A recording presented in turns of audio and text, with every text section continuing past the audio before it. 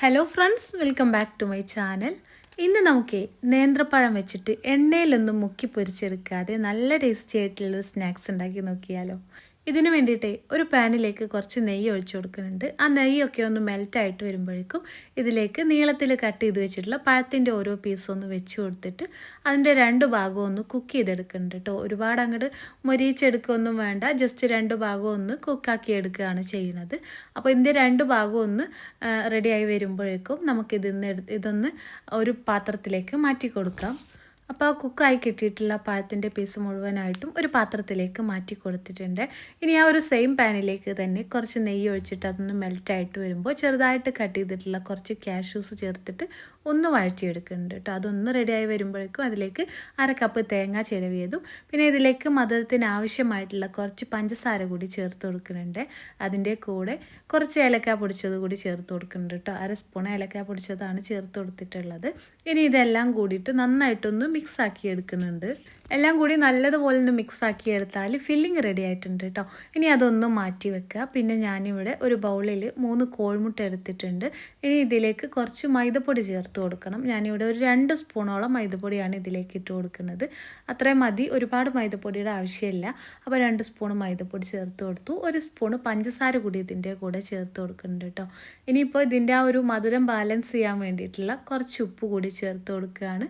അതിൻ്റെ കൂടെ കുറച്ച് പാല് കൂടി ചേർത്തിട്ട് എല്ലാം കൂടി നന്നായിട്ടൊന്ന് മിക്സ് ചെയ്തെടുക്കുക. നിങ്ങൾക്ക് വേണമെങ്കിൽ ഇതൊന്ന് മിക്സിയിൽ അടിച്ചെടുത്താലും മതി കേട്ടോ. അതല്ലെങ്കിൽ സ്പൂൺ വെച്ചിട്ട് നല്ലോണം ഒന്ന് മിക്സാക്കി എടുക്കുക.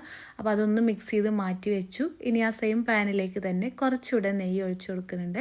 അതിലേക്ക് നമ്മൾ ആ റെഡിയാക്കി വെച്ചിട്ടുള്ള ആ ഒരു ബാറ്ററില്ലേ, മൈദപ്പൊടിയും മുട്ടയും കൂടിയിട്ടുള്ള ആ ഒരു ബാറ്റർ, അതിൽ നിന്ന് കുറച്ച് ഒഴിച്ചു കൊടുക്കുക.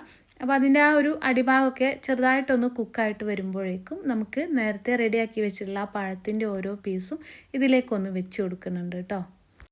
അതിൻ്റെ ടോപ്പിലായിട്ട് മുഴുവനായിട്ടും പഴത്തിൻ്റെ പീസൊന്ന് നിരത്തി വെച്ച് കൊടുക്കുക. അതിനുശേഷം നമ്മൾ നേരത്തെ റെഡിയാക്കി വെച്ചിട്ടുള്ള ആ ഒരു തേങ്ങയുടെ മിക്സില്ലേ, അതുകൂടി ഇതിൻ്റെ ടോപ്പിലായിട്ടൊന്ന് ഇട്ട് കൊടുക്കുക കേട്ടോ. നല്ലോണം എല്ലാ ഭാഗത്തേക്കും എത്തുന്ന രീതിയിൽ ആ ഫില്ലിങ് കൂടി ഇട്ട് കൊടുത്തിട്ട് ഇതൊന്ന് റോൾ ചെയ്തെടുക്കുകയാണ് ചെയ്യുന്നത്.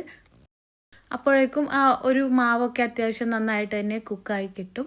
അപ്പോൾ ഇതൊന്ന് ഇനി റോൾ ചെയ്തെടുക്കാം. ഇപ്പോൾ നിങ്ങൾക്കിത് കാണുമ്പോൾ മനസ്സിലാവുന്നുണ്ടാവും, ആ ഒരു മാവ് നേരത്തെ ഒഴിച്ച് വെച്ചിട്ടുള്ള മാവ് നന്നായിട്ട് തന്നെ കുക്കായി കിട്ടിയിട്ടുണ്ട്. ഇനി ഇത് പതുക്കെ ഒന്ന് റോൾ ചെയ്തെടുക്കുക.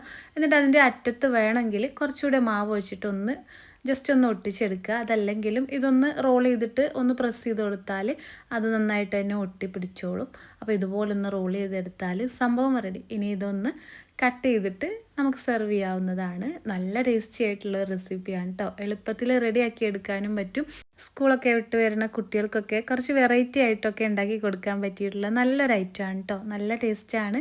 അതുപോലെ കുട്ടികളുടെ സ്നാക്സ് ബോക്സിലൊക്കെ നമുക്ക് ഇതുപോലെ ഉണ്ടാക്കിയിട്ട് വെച്ച് കൊടുക്കാൻ പറ്റും. അപ്പോൾ ഇതുപോലെ എല്ലാവരും ഒന്ന് ട്രൈ ചെയ്ത് നോക്കുക. നിങ്ങൾക്ക് ഇഷ്ടമായിട്ടുണ്ടെങ്കിൽ അതിൻ്റെ ഫീഡ്ബാക്ക് അറിയിക്കാനും മറക്കരുത്.